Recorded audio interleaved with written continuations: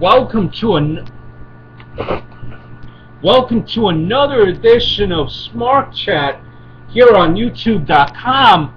And before I go any further, if you like this video, rate, comment, subscribe, share it, leave me email, and all my information is found right on the bottom here. But we're right around the corner from the All-Star game. And being from New York, the All-Star game right now is of big hype because rumor is that Matt Harvey will be selected as the starter for the National League. So that's the big buzz around town. But as a baseball fan, personally, I really am not, I could care less about the All-Star game. The All-Star game has changed. It's not the way it was years ago. And what I mean by that is now, for many years now, the fans have been voting on the All-Stars of who will be the starters in the game. And usually what happens when that has become part of the selection process is that it becomes a popularity contest more than it does, more often than not, on statistics and numbers. I'll give you a quick example of what I mean. Kadire, who plays for the Rockies, had the longest hitting streak of baseball. 15 home runs, 52 runs batted in. I believe he was hitting 294. And he was not even in the top 15 of All-Star votes. Now you may ask, who is Kadire? People outside of Colorado probably don't know who Kadire is. And that's part of the problem. It's the fact that it's a popularity contest and it's not based on numbers. So to even further my point, Bryce Harper starting, who has far less impressive numbers than Kadire does this season, Harper is starting and Kadire is a reserve. And when you have all these fans voting, it gets all out there, and anything that the city needs to do to get their player on their team, that is what they will do. So for example, here in New York, when David Wright was behind Pablo Sandoval for the All-Star voting, what the city of New York did and what the Mets did, or they even went to the extreme of trying to get this done until they realized exactly what they were doing. And I'm referring to garner votes, they wanted to partner up with a website, like a dating website, Cougar Life, to garner votes for David Wright. That's how extreme the fans are, and that's how jaded this whole process is, and this is what really turns you off. Granted, the players that start are great players, but do they have that number, those numbers, that particular season, or are they just going off of the reputation?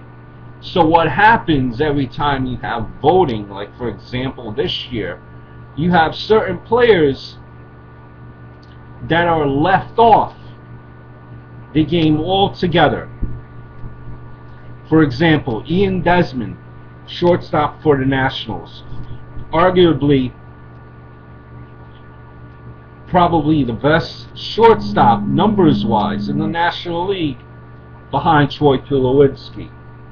He's been snubbed this year.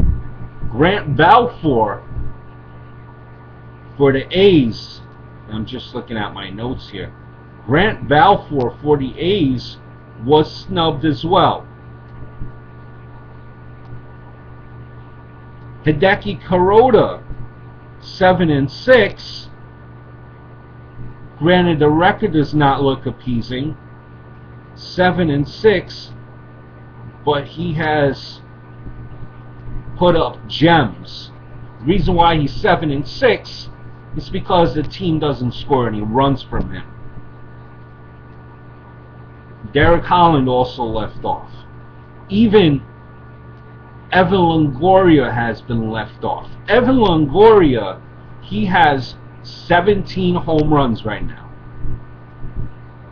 17 home runs, and he is actually healthy for the first time in a long run, but he gets snubbed.